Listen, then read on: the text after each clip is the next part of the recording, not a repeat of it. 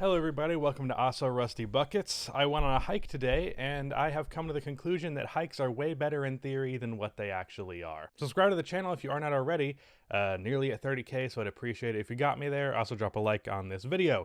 So a few games today. I was watching a movie during part of these games, so my attention wasn't 1,000,000% on these games, but I do think I got enough stuff here. I ended up watching, I only watched 2 full games, but I watched the fourth quarter and overtime of Sixers versus Cavaliers, as well as the third quarter of Timberwolves versus Wizards. Or no, not the first 3 quarters. I don't know if I might have said that the first time, but not just the third quarter. So the first 3 quarters of that game. And then I watched Mavs versus Nets and Pelicans versus Spurs. Unfortunately, Mavs versus Nets ended up disappointing because there was no Kyrie Irving in this game. The Nets are kind of a depressing team when it's just James Harden, which it has been lately. It's just like the role players on this team aren't necessarily bad. Like Joe Harris and Landry Shamet were really good this game. Jeff Green is solid. But it was just like, if James Harden's not doing something, it's not working, which was confusing because the Mavs were not bringing double teams on him. And it's like, if you just shut down James Harden, the game's over. I mean, it was a blowout anyways, but I don't know. The Nets were in this one for a good chunk of it, and I feel like they could have just gotten that out of the way easily, but whatever.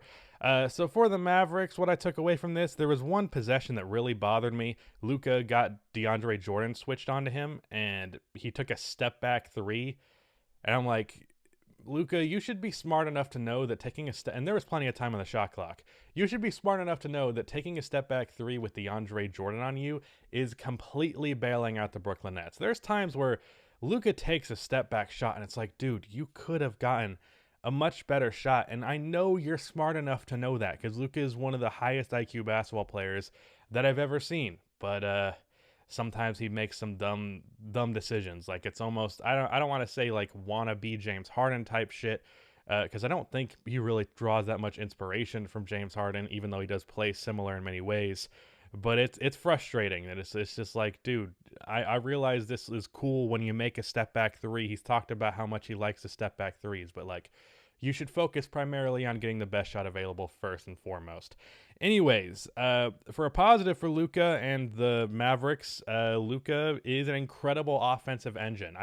I watch tons of Mavericks games because I love watching Luka play, but this was the first one where I really was like appreciating just how much everything of this team is built around Luka. Like Luka is without a doubt, just a perfect offensive engine. Well, not perfect because the step back 3s thing I mentioned earlier, but like the way that you can just build an offense around just the pure existence of Luka Doncic. There are very few players in NBA history that you can do that. Even players that are better than Luka, you can't just build an offense around the one player, but that exists with Luka.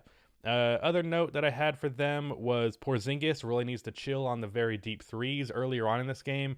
He took a 3 from like 4 feet out right at the start of the shot clock on a fast break, and it's like, bro, why did you take that shot? Like you could, yeah. The thing is, Porzingis makes that shot occasionally, but it was frustrating to see him take it. Anyways, Mavericks still blew out the Nets, and I'm not really mad at anyone in that regard for the Nets. Like if it's just James Harden, yeah, they're not going to win that game. Unless it's a bad team. Pelicans versus Spurs. So the title of this video is I Was Wrong About the San Antonio Spurs. I don't know if I ended up doing a power ranking video on them. I'm actually going to pull up my channel to make sure if I did or didn't. But I know I did not have them. Like I know confidently that I did not have them in the playoffs. I think I was going to have them at 20. I only got to 22 with the Houston Rockets, and they've been sucky without Christian Wood. But the Spurs have been great this year, and there are a handful of reasons why. First of all, Keldon Johnson, unless I missed it, I'm pretty sure, did Keldon play this game? I might have just missed his stuff in here. Yeah, Keldon did not play in this game. I was almost certain that was not the case. But like Patrick Mills has been, or sorry, I just called him Patrick. Patty Mills has been awesome for the Spurs this year. He had 13 off of the bench in this one. LaMarcus Aldridge, though he has been worse, he's almost more impactful now that he's coming in the 6th man role, where he's like not being such a huge part of it, but like what he brings on as a bonus because I don't really rely on him. This team is interesting because there's like so many wings or like big guards. Like you have Derek White, who did not play in this one, but Lonnie Walker, DeJounte Murray, DeMar DeRozan. You have What's his name? I just said it. Fucking Keldon Johnson. There's just a lot of switchy wings. There's a lot of, on both ends of the court, there's a lot of versatility. DeMar DeRozan has played primarily power forward this year as a result, which it's like, that seems weird, but like, hey, you get Keldon Johnson in that starting lineup, you get Derek White, you get DeJounte Murray, and it's like, yeah, that's fine. Jakob Poeltl, the starting center, he's just a solid guy on defense, and offense, he can make a putback layup or dump off pass, all that kind of shit. So the Spurs have been really good. Talking more about DeMar DeRozan, the way I think Funky just made a video on him, so I'm not going to go into too much depth about it, but he just decided, hey, I'm going to be a great playmaker, and now he's a great playmaker. Like, I don't understand. Like, I also think Kenny said once, like, have we seen a player just go from not really a great playmaker to just one of the better ones in the league just like that? And it happened with DeMar. I mean, it wasn't like just like that, because DeMar was like a 5 assists per game guy for a couple of years. But like this year, even though his assist total has only gone up by 2 per game, like, he is the primary playmaker on this team by far, and it's nice to see.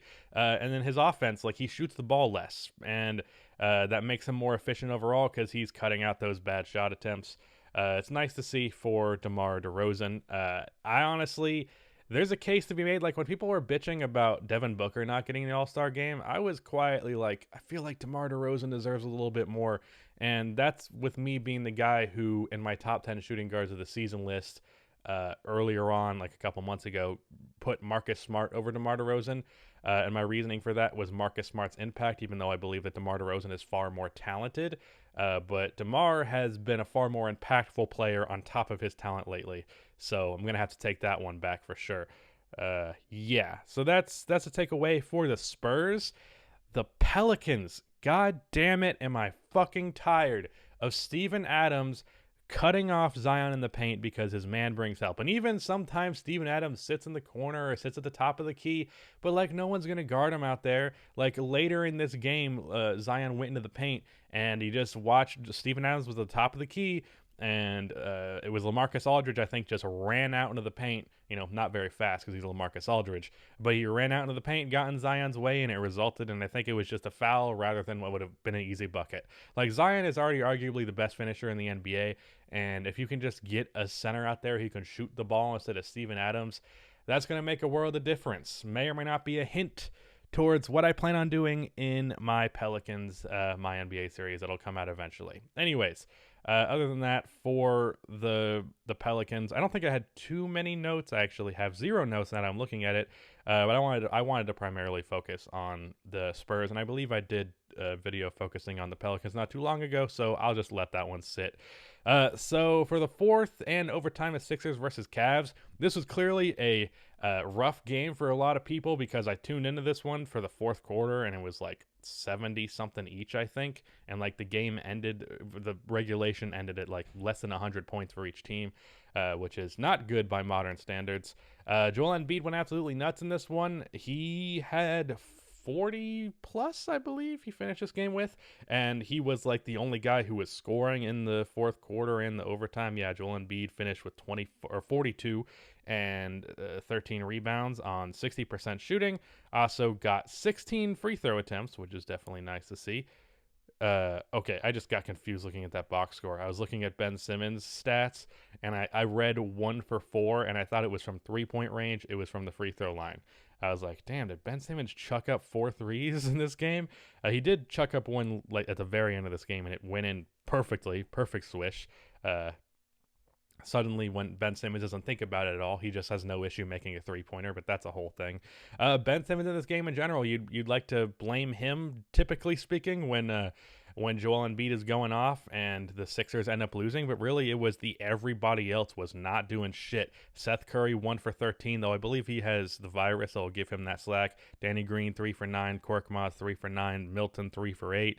Yeah, not a lot of help for the offense in this one. It was literally just Ben Simmons and Joel Embiid, and then everybody else not amazing.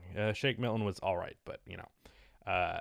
And also Ben Simmons was a very good playmaker late in this game. He got Joel Embiid on a few of his plays. He got an and one for him. He did a nice like dish back play for a 3-pointer that like kept them in the game. Yeah. So tough shooting night for them. For the Cavs, I don't know what the scoring ended up being. for the overtime in general, but Darius Garland definitely was a big part. He got a really nice layup, and he went to the line later. So Darius Garland played well to close it out. This Dean Wade guy, he plays a lot for the Cavs. I don't really see him do too much. He seems like a decent spot shooter, but he gets a lot of minutes. And also what is this guy's name? Lamar Stevens. He got a dunk versus the Hawks, ended up being the game winner the other day, and he was closing out the game for them in this one. I have not seen much from him thus far, other than that dunk, but I guess he's a guy. I'm sure Cavs fans know way more about him than I do. Yeah, that's all I really got to say, though. Good game for Joel Embiid, but the Sixers fall short. May or may not be doing a video on the Sixers, though. Anyways, so the first 3 quarters of Timberwolves versus Wizards, I don't have too much to say on this one, so I'm not going to go in too much depth. Left leg switch. All I'm going to say is something that I say pretty much anytime I watch a Timberwolves game. I was incredibly frustrated by how many shots fucking, what's his name? Anthony Edwards was getting in comparison to Karl Anthony Towns. And just in general, why do the Timberwolves just treat Cat like a good player and not a generational offensive talent?